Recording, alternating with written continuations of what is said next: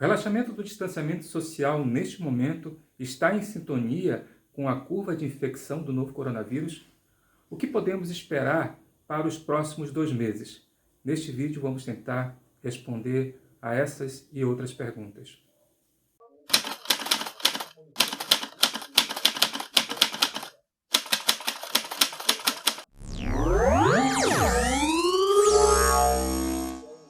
O Brasil está em uma curva ascendente em número de casos do coronavírus. São mais de 645 casos confirmados, com 35 mil mortes. E no momento em que o governo adora uma postura de querer esconder o número de casos da população. O próprio ídolo de Bolsonaro, Donald Trump, criticou o Brasil dizendo que esse seguia um mau caminho, que é aquele adotado pela Suécia, que em comparação com os países nórdicos, seus vizinhos, tem uma quantidade de mortes muito aquém. Igual ao Brasil, que aqui no Cone Sul, em relação a Paraguai, Uruguai e Argentina. Infelizmente, a população parece ignorar a escalada de casos e mortes e acredita que tudo tenha passado. Mesmo que não tenhamos uma vacina ou remédio que verdadeiramente haja, eliminando o vírus do organismo. Mesmo as únicas medidas eficazes de proteção, que é o distanciamento social, usar máscara, luvas, lavar as mãos, estão sendo esquecidos. E para piorar, nesse domingo, devido à reação contra as manifestações de grupos fascistas, a maioria indignada apoia e aplaude a reação de manifestantes se contrapondo nas ruas àqueles que praticam ataque à democracia e às instituições. Tudo poderia ser diferente se o governo Bolsonaro ajudasse os governos e prefeitos nas medidas de isolamento social. Com a declaração de Trump, o Brasil corre o risco de ficar isolado internacionalmente e visto lá fora como um país de infectados. Isso pode prejudicar a exportação de nossos produtos. Temos que levar em consideração que tanto os agricultores europeus quanto os agricultores estadunidenses têm políticas protecionistas para a sua agricultura e irão aplaudir se barreiras sanitárias forem levantadas para os produtos brasileiros. Por outro lado, por uma imbecilidade atroz sem paralelo na diplomacia brasileira, desde o fim da Segunda Guerra Mundial, o Brasil coloca-se como bastião ideológico contra a China, hoje o grande comprador de nossas commodities. O Brasil não pode se dar ao luxo de escolher a quem venderá ou comprará produtos, mesmo porque, por mais críticas que sejamos da ditadura chinesa, a esfera da competência de discussão política não inclui o Brasil como um dos principais protagonistas. Não somos uma potência nuclear.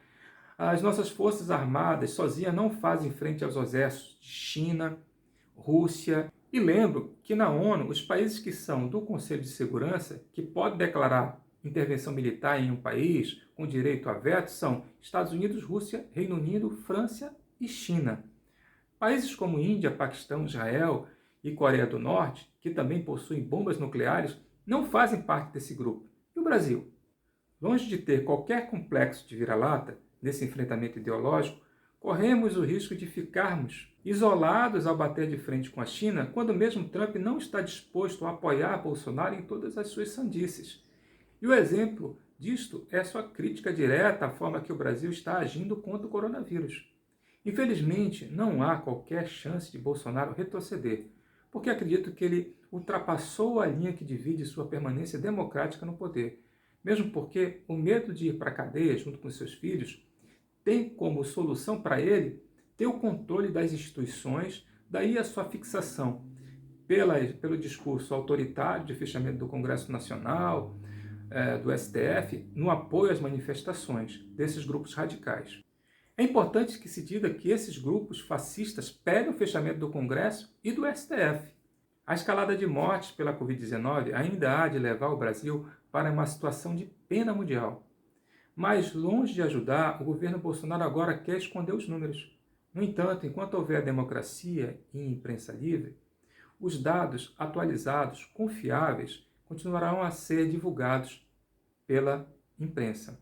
Finalizando, nosso povo sofre porque não foi educado suficientemente para compreender um evento tão complexo que é esta pandemia.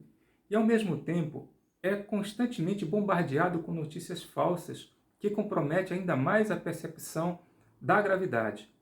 A ignorância e a má-fé vão destruindo pouco a pouco a única resistência que temos ao vírus, que é o distanciamento social e as medidas pessoais de proteção. Temos que confiar no que setores da sociedade possam reagir e, com o povo democrático nas ruas e a prisão de alguns personagens do Centrão que apoiam o Bolsonaro, finalmente possamos ter um desfecho constitucional como o impeachment de Bolsonaro e a volta do Brasil à sensatez. Bem, com essa mensagem, com esse apelo, eu me despeço como rotineiramente me despeço aqui, desejando a todos que Deus desça suas bênçãos sobre nós.